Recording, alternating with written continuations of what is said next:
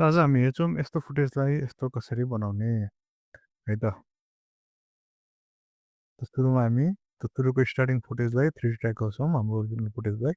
यो चाहिँ सिन्थेस भन्ने सफ्टवेयर, यो 3D ट्र्याक गरिसकेपछि यो क्यारेक्टरको अल्फा निकाल्छौँ, काटेर क्यारेक्टरलाई मात्र अल्फा निकाल्छौँ आफ्टर इफेक्टमा। त्यसपछि त्यो ट्र्याक भएको क्यामेरालाई अनरियल इन्जिनमा लिएर आउँछौँ र यो इन्भाइरोमेन्ट चाहिँ फ्री इन्भाइरोमेन्ट हो र यसमा त्यो ट्र्याक गरेको क्यामेरा लिएर आइसकेपछि हामीले सुरुको अल्फालाई डिफरेन्सको लागि क्यामेरासँग लिङ्क गराउँछौँ। त्यो भएपछि क्यामेरा जता जता मुभ हुने भयो त्यसरी त्यो क्यारेक्टर पनि मुभ हुने भयो अल्फा।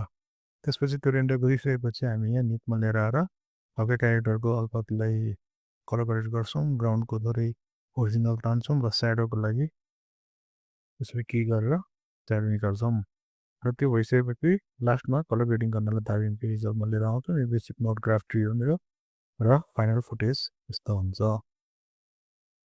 है त। By by.